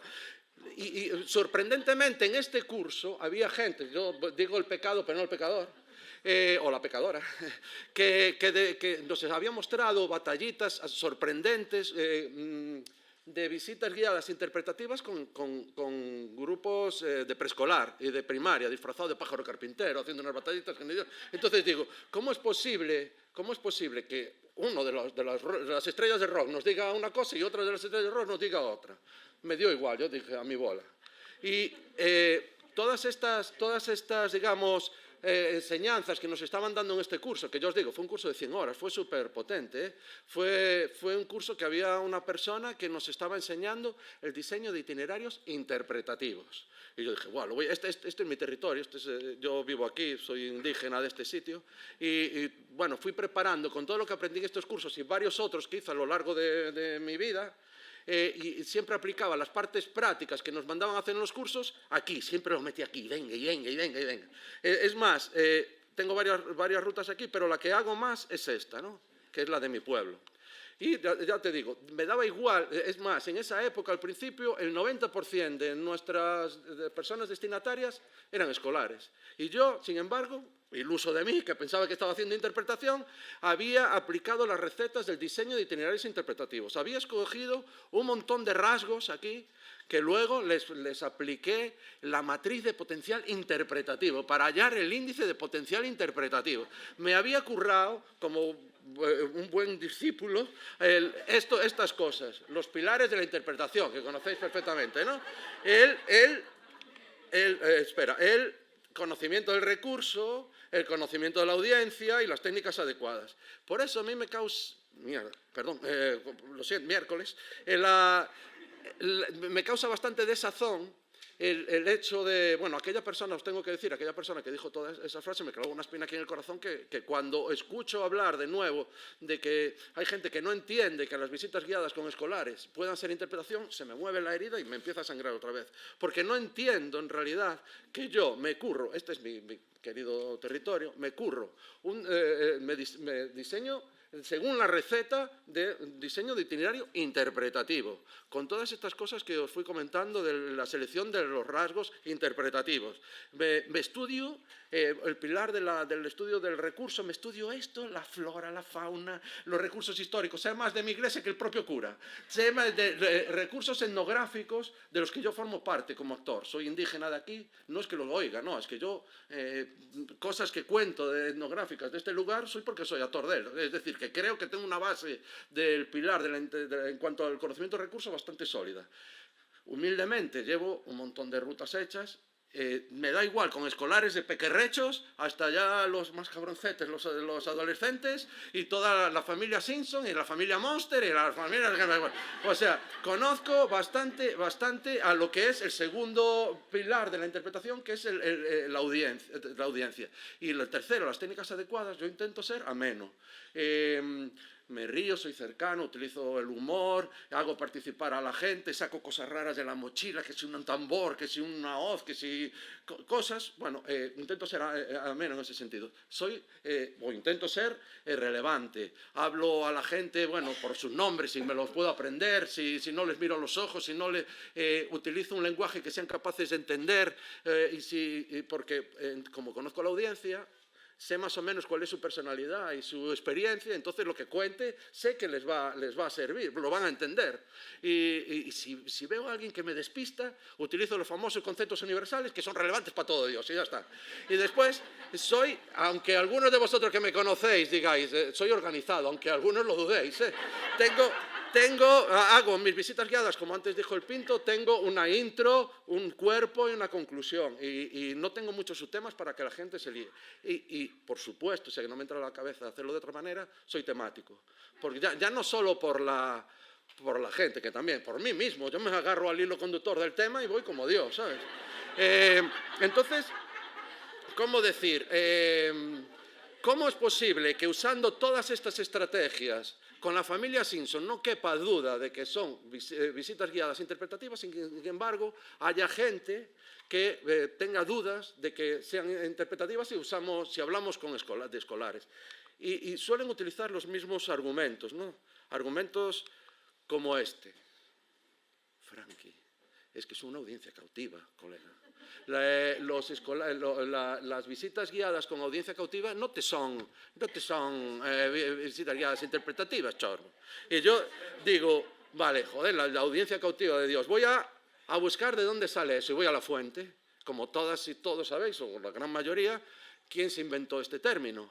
Hace 51 años, Sanján, en Yanquilandia, hay un trabajo para su carrera, vio, bueno, con su erudición, que yo no la dudo, no voy a poner en duda lo que diga este hombre, pero lo que esta persona dijo fue, y yo estoy de acuerdo, que hay una serie de métodos de comunicación que tienen una audiencia que no tiene por qué prestar atención, no tiene por qué aguantarse, y le llamó audiencias no cautivas. ¿Se entiende? Y hay otro tipo de audiencia que sí que tiene que prestar atención, que no se puede pirar, y le llamó audiencia cautiva. Repito, yo no voy a discutir esto. Lo que sí voy a discutir es que los grupos escolares en visitas guiadas sean audiencia cautiva. Bueno, que tengan el 100% de las características de la audiencia cautiva. No, de hecho, no tienen el 50% de las características de la audiencia cautiva. Si tienen el 20 o el 30% de la audiencia cautiva, me quito la gorra. por cierto, no se lo digáis a nadie, pero la familia Simpson tampoco tiene el 100% de las características de las audiencias no cautivas, pero en el jardín no me voy a meter, ¿eh? Vamos a mirar, si queréis, el tiempo. Bueno, vamos más o menos bien de tiempo. Voy a sí, muy por encima, a ver, las características que Sanján le atribuye a las audiencias cautivas, a ver si coinciden con las de nuestros grupos escolares en nuestras visitas guiadas. Debería empezar por arriba, pero siempre me mola llevar la contraria y voy a empezar por abajo, ¿vale? Sanján dice que las audiencias cautivas se encuentran en unos lugares típicos. Como veis, el primer lugar típico, el aula de clases, ¿no? Yo cuando llevo un grupo guiado en visita, o sea, un grupo de escolar en visitas guiadas, lo saco de su clase, no están en su clase. No están en su lugar de trabajo capacitándose ni sacando un curso. Pero sin embargo, sí que coincide con las características de los lugares típicos de las audiencias no cautivas. Los llevamos a un parque, bueno, a mi Costa de Dexo, al sitio ese, o a vuestro parque nacional, o a algún sitio, otro sitio protegido que llevéis. O sea, ahora coincide con la audiencia no cautiva. A zoológicos nunca lo llevé, pero sí los he llevado a acuario, etcétera. Los he llevado a centros de visitantes, a museos, a centros históricos, iglesias, castillos, las de Dios, a grupos escolares. O sea, en este caso creo, no sé, luego podéis tirarme piedras si queréis, pero yo creo que coinciden más con las audiencias no cautivas que con las audiencias cautivas. Sigamos con la siguiente. Ostras, qué susto, pensé que fuera yo. El ejemplo de motivaciones. Sanján dice que la motivación que tienen las audiencias cautivas para prestar atención o para un lugar es, por ejemplo, el recibir una nota, ¿no? Yo tengo que estar aquí aguantando al coñazo de mi profesor o de mi profesora, dándome esta asignatura. Poned vosotros la que menos os gustase cuando estuvieseis en clase. ¿Por qué? Porque tengo que demostrar que estoy aprendiendo lo que me está soltando, el rollo que me está soltando esta persona para luego probar un examen. Yo en las visitas guiadas que hago con grupos escolares no le voy a poner un examen, ni es muy raro. Algunos a lo mejor podéis contradecirme, de que les vayan a hacer un examen después con la materia que yo les he planteado en la visita guiada. Y por supuesto no les van a dar un diploma, ni un certificado, ni un permiso, ni un trabajo. Hostia, voy yo a las visitas guiadas que haga falta. Dinero, no os digo nada, ascensos, triunfo. Y sin embargo, y estaréis de acuerdo conmigo, las personas que hacéis visitas guiadas con escolares, sí pueden ser una motivación el interés que vosotras y vosotros seáis capaces de despertarles por aquello que les estáis mostrando. Si les sois capaces de despertar el interés por algo, pues van a ser capaces sin obligarles con una escopeta, van a estar prestando atención. O en muchos casos, que se diviertan o que se entretengan o que pasen el rato. En cuanto al enriquecimiento y la mejora personal y una vida mejor, bueno, ya no me quiero subir a la parra a conseguir eso, ¿no? Por lo menos en mis visitas guiadas, pero seguramente algunas de vosotras o vosotros lo consigáis también. Hasta ahora, ¿estáis de acuerdo conmigo que están coincidiendo más las características de las audiencias no cautivas que las cautivas? Luego, bueno, veremos.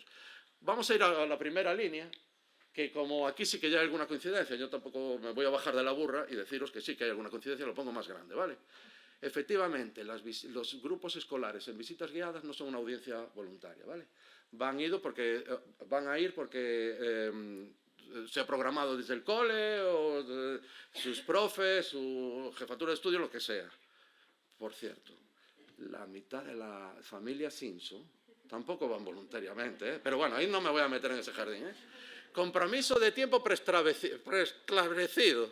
No lo tienen, efectivamente. Viene de tal hora y se piran, no se pueden escaquear, por muy aburrido que sea, vale.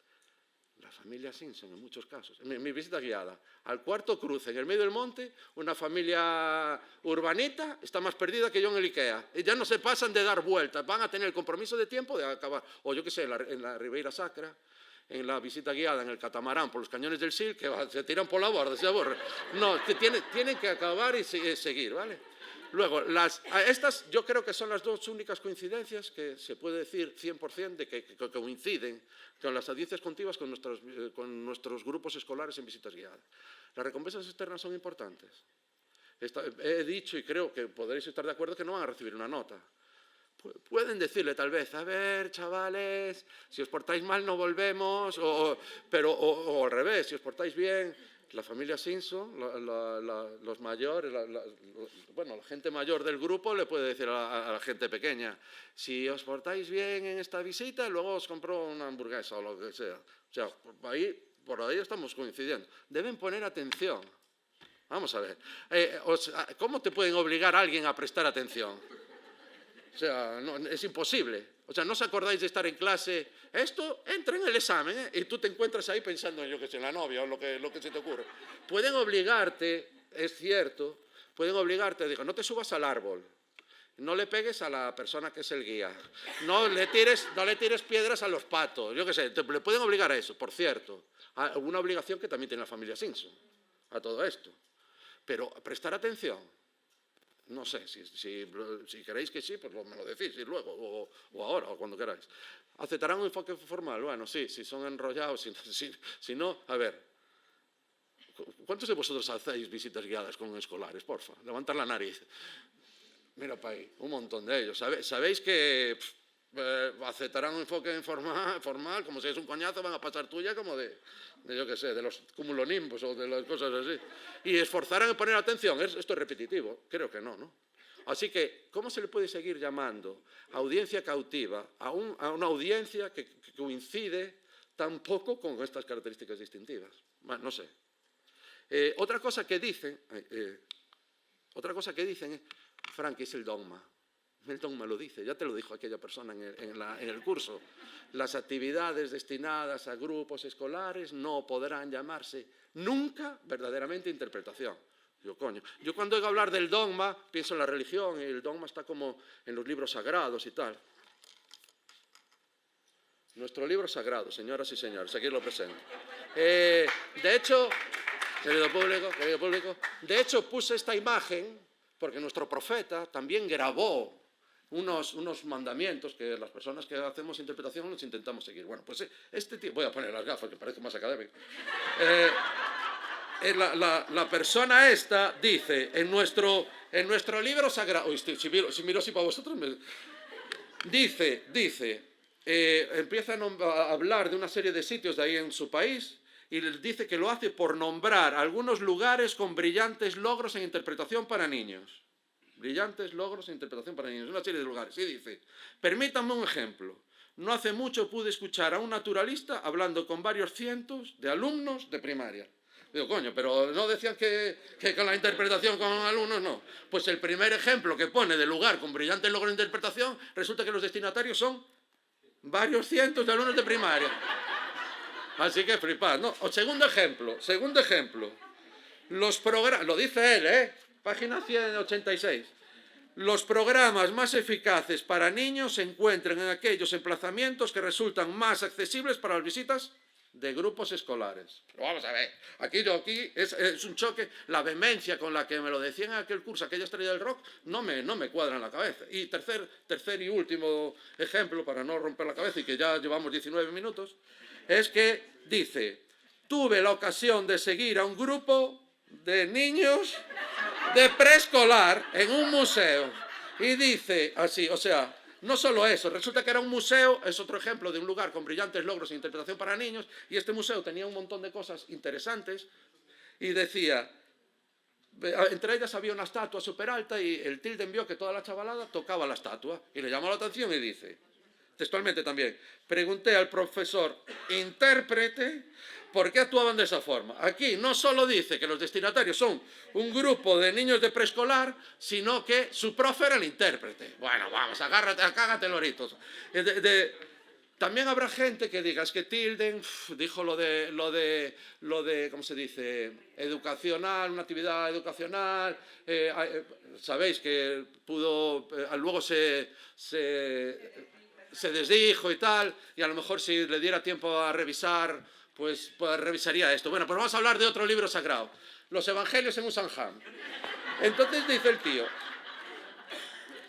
tío, volviendo a los temas a los asuntos de la audiencia cautiva, dice, reducido a una característica singular y definitoria, se puede decir que los estudiantes en el aula son una audiencia cautiva. En el parque, los estudiantes no se verían ellos mismos como estudiantes, sino más bien como visitantes. Y remarcan un montón de cosas más aquí, Pero no os quiero romper la cabeza y además llevamos con 20 minutos. Bueno, pero sí, dejadme leeros esto. Dice, lo que hace diferente a la interpretación no es la audiencia o el tipo de comunicación que tiene lugar. Lo que hace diferente es cómo la audiencia ve las cosas. Y aquí vuelvo a decir que en el parque los estudiantes no se ven como estudiantes, sino como visitantes. Bueno, y ya lo último, que es que esto ya es para flipar. Mira lo que dice el propio Sanján, el que se inventa lo de audiencia cautiva y no cautiva, dice, hay que joderse, toda audiencia, incluso el estudiante en una sala de clase durante sus exámenes, es biológicamente no cautiva. Pero bueno, a ver, ¿de qué vamos? ¿De qué carajo vamos? Lo dice aquí, no lo estoy inventando yo. A ver, ¿qué pasa? Luego dice... Gracias, querido público. Gracias, querido público.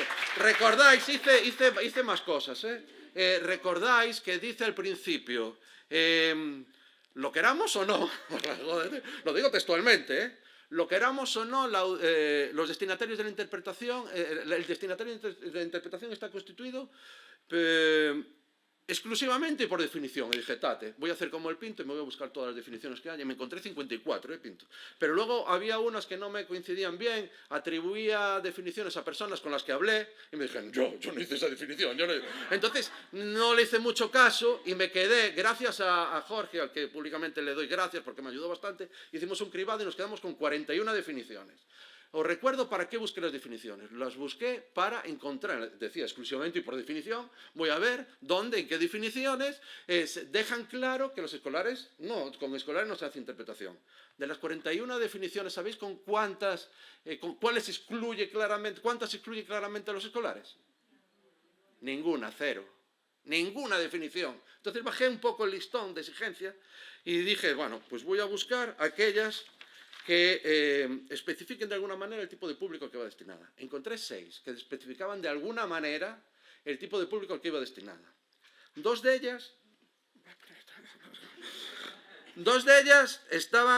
decían que el público estaba en su tiempo libre. Dos de ellas.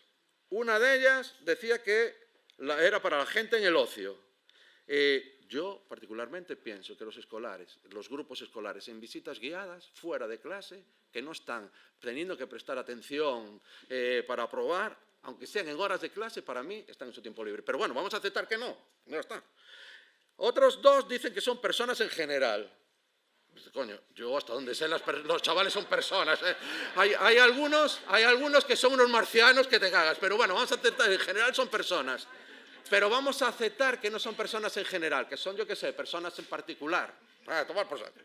Y ya van 5. Y hay unas que dicen que son para visitantes casuales. Aquí acepto que los escolares, sería muy raro que sean unos visitantes casuales, porque la mayoría de las visitas están programadas. Pero os voy a leer un poquito de la definición que dice: es el arte de explicar al público el carácter de un lugar, especialmente a los visitantes casuales. No dice exclusivamente, pero bueno, la vamos a aceptar. 6 definiciones, es decir, el 14,6%. Dicen algo de los... El resto, de hecho hay otras 6 que equivaldría a la balanza que no menciona, se la pela a quien está destinada. Dice lo que es la interpretación, el resto se la trae floja. Y luego el resto son a visitantes, a público, a la audiencia, a la gente, a las personas, al individuo, a otros, al público visitante. Pueden ser escolares, creo yo, ¿no? Bueno, hay uno que dice al hombre, pero bueno, eso se lo vamos a ver bien. Y dice, otra cosa que hice, vamos, creo que bien. Otra cosa que hice, bueno, el dogma creo que hasta ahora no está diciendo claramente que los escolares quedan excluidos. Creo yo, después podéis sacar otros párrafos que igual yo no encontré. Lo que hice también se me dio por decir, coño, vamos a ver lo que piensan las personas de la asociación sobre este asunto. Y creo que algunas se me olvidaron, perdonad si estáis aquí, no os pregunté, no era porque no estuviese en cuenta, pero le pregunté, hice así con un número redondo porque me quedaba mejor para el porcentaje. Entonces elegí, de todas maneras, 50 personas, que dejadme mirar porque veáis que sé de matemáticas. Y, mierda, no lo puse. Bueno, son un montón, casi el 18 y pico % de las personas de la asociación le hice esta encuesta. El 18 y pico %, creo que es una muestra bastante importante. Bueno, de esas 50 personas, flipad lo que piensa la gente de la asociación, de esas 50 personas, 35, el 70%, bueno, ¿qué pregunta les hice? La misma que me hizo Maribel. En visitas guiadas con escolares, usando escrupulosamente la metodología de la interpretación, ¿consideráis que esas visitas son interpretativas? El 35 personas, el 70% me dijeron sí, sin ninguna duda. Hostia, yo pensé que iba a haber polémica. El 70% me dicen que sí. Luego hay 10 personas que me dijeron casi. De esas 10, 9 me dijeron sí es interpretación, pero... Y una me dijo, no es interpretación, pero... ¿Vale? O sea, los puse en casi. 4 no me contestaron, porque, bueno, por lo que fuese, no me contestaron. Y solo una persona, de esas, el 2%, me contestó que de ninguna manera era interpretación las visitas escolares, las visitas guiadas con escolares. Y es una persona a la que admiro, respeto, y me dio, de hecho, unos argumentos que utilizo después y 26 minutos me da tiempo de sobra. ¿Qué iba a decir? Me dice, con un criterio que seguro mejor que el mío, que es, a fin de cuentas soy un analfabeto, la verdad, me dice, me dice que ella considera que las visitas guiadas con escolares no pueden ser interpretación porque los objetivos que emplea con los escolares son objetivos educativos, ¿sabéis? Conceptuales, procedimentales, actitudinales. Y en cambio con la familia Simpson no emplea eso, entonces son diferentes, ¿no? Pero de todas maneras, mirad de dónde sopla el viento en las personas que le pregunté. Y no escogí las escogí al azar. 70% dicen que sí. 20% que así. 8% no me contestan. Y 2% dicen que no. Bueno, para que pensemos cómo... De hecho, si tuviese tiempo, me gustaría comentar después alguna respuesta, porque da que pensar, pero no lo voy a hacer, por si acaso me pierdo el tiempo y no quiero hacerlo. Solo voy a usar lo que me ha dicho esa amiga, esa querida amiga, que sobre los objetivos. Entonces yo, me dije, voy a reflexionar sobre los objetivos que yo utilizo, ¿no? Y seguramente los utilice mal, porque yo utilizo los mismos objetivos para los escolares, para los grupos escolares, que para la familia Simpson. Yo tengo 4 objetivos que me marco para hacer mis visitas guiadas con escolares. 3 de ellos los hacía de manera como instintiva, ¿sí? Antes incluso de conocer esto de la interpretación. Yo creo que cualquiera lo hace. Y el último, el 4, pues lo utilizo porque he ido a bastantes cursos y he aprendido que es necesario. De hecho, es el más importante. ¿Qué objetivos tengo yo? Y dice, ¡pum!, que vosotras y vosotros, ¿Qué es el primer objetivo que se me ocurre? Coño, pues que se lo pasen bien los que vengan, que se diviertan, que lleven un buen recuerdo, que sean felices, que coman perdices y todo ese rollo. San Han, ¿sabéis cómo le llama eso? Hombre, no va a decir que se lo pasen bien. Le dice que es enriquecer las experiencias.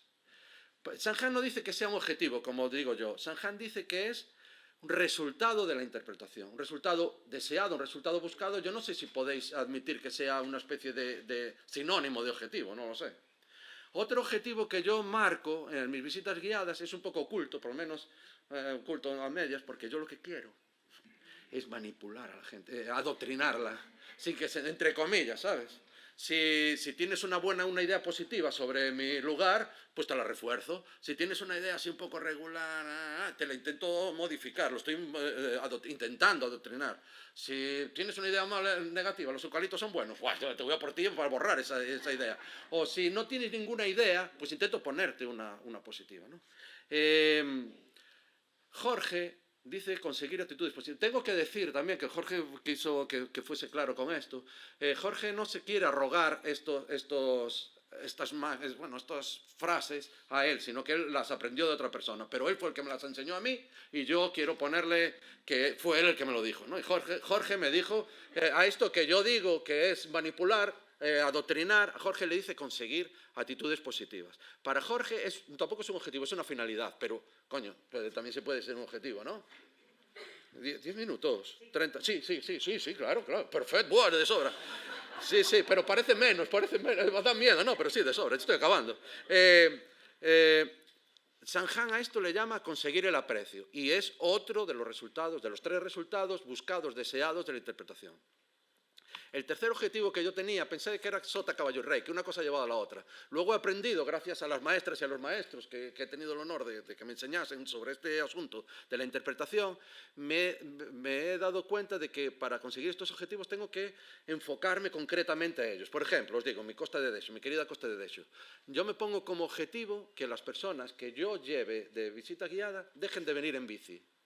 ¿Y cómo lo intento conseguir? Les muestro la enorme erosión, el pisoteo, el gravísimo daño que causan las bicis de montaña en un suelo tan frágil como es nuestros acantilados, nuestra zona de montaña, pasando por encima de hábitats de interés prioritario muy frágiles, ¿vale? Otra cosa, pues que no traigan perros, y por lo menos que no pisen en las charcas de Porrido, donde pueden pisotear las puestas de los anfibios, y les muestro las puestas. Fíjate qué frágiles son estos. Imagínate un perro aquí, que enturbia el agua, puede dañar a las larvas, o incluso pueden tener, como sabéis, contaminantes de otros lugares y se los pasan a una... Bueno, pues lo intento... ¿Cómo? Pues centrándome, o que no arranquen flores, o que no tienen basura, etc. Sanján a esto le llama, yo miro vaya rollo, con lo fácil que sería decir, influir en el comportamiento, ¿vale? Es influir en el comportamiento. Y Jorge dice que es buscar la conservación, que es algo que dijo Pinto, y nuestro profeta dice que es el objetivo más importante, y os lo voy a leer para que veáis que no lo invento, si lo encuentro, con todo. Aquí está, ya veréis que no encuentro. Aquí está, dice, uno de los frutos, textualmente, uno de los frutos, a ver si estáis de acuerdo, y no el más modesto, de una adecuada interpretación, es la certeza de que conduce directamente a la conservación. Este tipo de resultado debería ser el objetivo más importante de nuestra interpretación, fijaros, es un objetivo importante. ¿Creéis que estos objetivos se le pueden plantear también a los escolares? Vale. Y el último objetivo, el que yo me marco, fue el que me enseñaron los maestros y las maestras, que es este, la provocación, que es el objetivo principal, según Tilden. El objetivo principal de la interpretación no es la instrucción, es la provocación. Y aquí en los Evangelios dice nuestro señor Sanján, dice que esto es el objetivo básico, alucina vecina. A no ser que la interpretación logre su objetivo básico de provocación, no puede producir ninguno de los resultados. Imaginaros si es importante. Y Jorge, que quiero repetir que no es cosa suya, que se lo aprendió a Sanján en un congreso en Escocia, pero yo repito, que a mí que me lo enseñó fue él, le pone esta coletilla, provocación del pensamiento. De hecho, para mí esto fue una revelación, porque no sé si os pasa a vosotros, pero para mí la palabra provocación tiene como una leve connotación negativa. Provocar un incendio, provocar a alguien para andar a hostias, provocar el vómito, pero en cambio provocación del pensamiento es hacerles degollar pensar, la interpretación pasa entre nuestras dos orejas, y si no pasa eso, no podemos conseguir los otros. Jorge dice que esto es un objetivo instrumental, entiendo que es como una herramienta con la que consigue todo lo demás. Posiblemente lo estoy haciendo mal, pero yo utilizo estos objetivos, que creo que coinciden con los objetivos de interpretación de los maestros y las maestras, ¿vale? Y ya acabo diciendo lo siguiente, que espero que con este rollo que os solté aquí, por lo menos haceros pensar un poco de que si es posible, si creéis que podemos seguir llamándoles 100% de las veces, audiencia cautiva a un grupo que coincide con tan pocas características distintivas con lo que nos marca el inventor de ese término.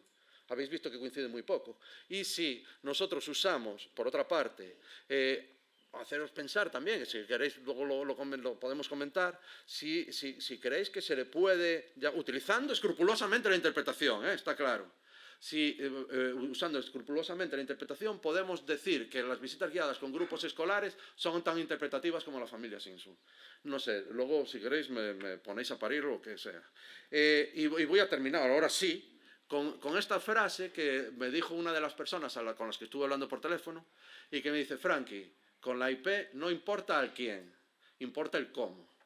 Y nada, con esto y un bizcocho hasta la cena étnica a las 8 y colorín colorado, este cuento se acaba. Muchas gracias. Gracias, señor público. Gracias.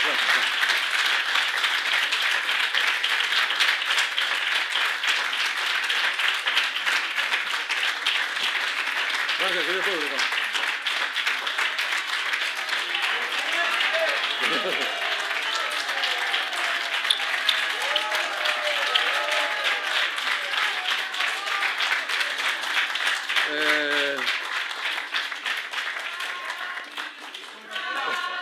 A ver.